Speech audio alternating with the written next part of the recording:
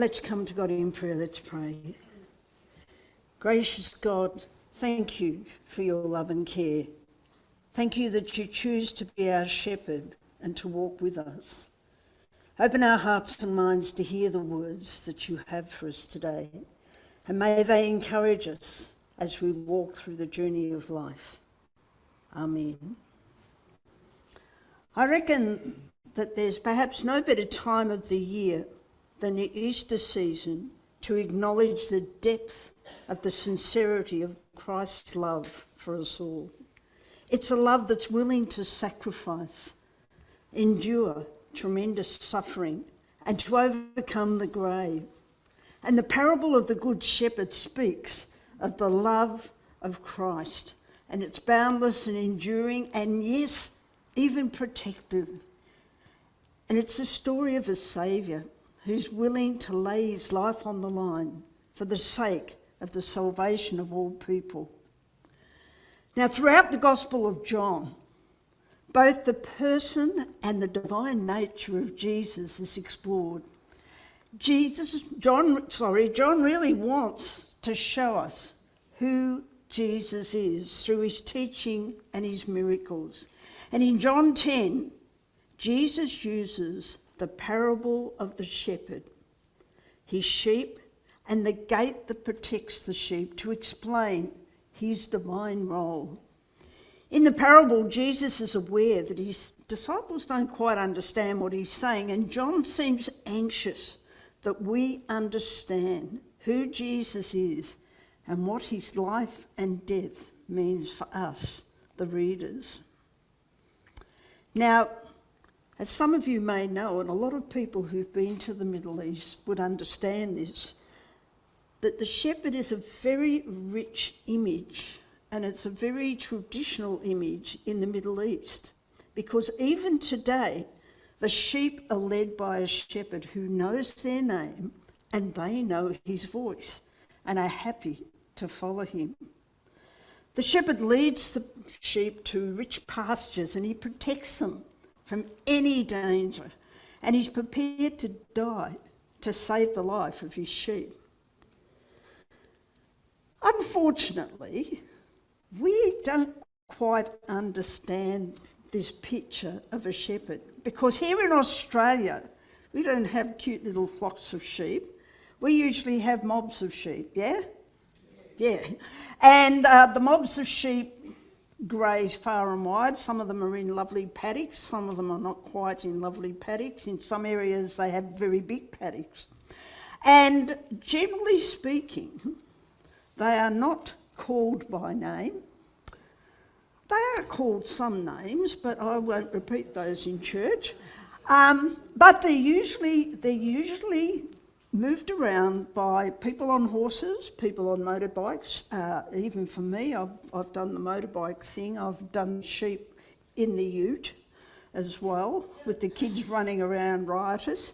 But it's usually people on a motorbike, and people in utes, people on horseback, and dogs nipping at the heels of everything.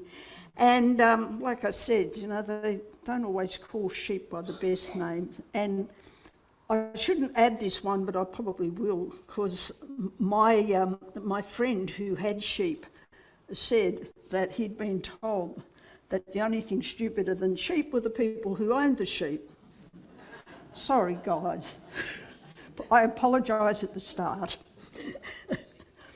And in fact, this is really a difficult way for us to comprehend what Jesus is saying in this story. It's really hard for us to get our heads around it, and it's hard for us to get a picture of what Jesus is trying to say about being a caring shepherd. Now, I believe that we, the people of God, long to hear the voice of our Heavenly Parent. And our reading tells us that Jesus, the Good Shepherd, knows his sheep and he calls them by name, and they know his voice and they follow him. Now, of course, as we heard in the early word, the sheep on the farm knew Babe's voice and his way of speaking to them, but the other sheep did not know. and we're not prepared to follow. And it's important for the sheep to know the voice of the shepherd. Otherwise, they could follow anyone and go anywhere. And it's really important for us as the people of God to know the voice of the shepherd as well. And it's important that the sheep know the voice of the shepherd. Because if you don't know the way to go, you're going to go the wrong path and you possibly could end up getting lost. And it's hard sometimes. It's hard for us sometimes to listen to the voice of Jesus when there's so much going on in the world, when we're so busy doing stuff and there's noise and there's stuff happening, and it's really, really hard. And that's why sometimes it's important for us to sit beside the still waters, to spend time just listening to the voice of Jesus, listening to the directions that we need to take so that we can hear what Jesus is saying, what Jesus is telling us, and so that we can pick out the voice of the Good Shepherd in amongst the clamour of all the voices that could lead us astray. And we need to focus on Jesus so that we don't lose the way on our faith journey. As the people of God, we're aware that our Good Shepherd, Jesus, sticks with us and helps us when we're feeling too weak or too unable to move. And we also know that the shepherd lifts us and carries us when we're unable to walk through the trials and the difficulties. We are indeed fortunate, yes, we are indeed fortunate that we have a shepherd who cares about us and who cares so much about us, and he's so interested in our day-to-day lives as well. So we as the flock here at Black Rock and Cheltenham Mentone, we're a new emerging congregation, aren't we? Are you excited? Because I am. I think this is awesome. It's been wonderful that we've had 2 fabulous years. Well, it wasn't nice for your renovations, but it's been really nice for us to get to know each other so well. And now we have this opportunity to merge together, and we're going to hang together through everything. If the going gets a bit tough, we'll hang together because we can. If the going is great, we'll celebrate the fact that the going's great. But we have to be careful because we all know sometimes we don't all agree on stuff, do we? Not everybody agrees on everything. And we have to be careful that, those disagreements don't fester and carry on. But we have to be aware that as we have different ways of looking at things, let's celebrate the fact that we have different ways of looking at things. Let's celebrate the fact that we're different people, but we are merging together to make an amazing flock. I'll call you a flock. I hope you don't mind being sheep this morning, but I'll call you a flock. And it's important for us as the people of God to look for the way forward in a united and an exciting way, which I know you're all going to do because you're all wonderful people. And because you listen to the voice of Jesus, who is such a fabulous voice to listen to. Now, the other important thing for us to remember is it's important for us to be in community. And of course, being in community means spending time together. And spending time together in worship is one of the best things that we do together. We do other stuff together, but spending time in worship together is fantastic. You know, I believe that it's almost impossible to be a Christian in isolation. You know, we need the support and the love of one another. Now, those beautiful people who are on Zoom are part of our congregation, part of the supporting network that is needed. And because they're on Zoom, they share with us in our worship service. And because they're on Zoom, we remember them as being part of our church. And that's really, really important. Well, I think it's really important.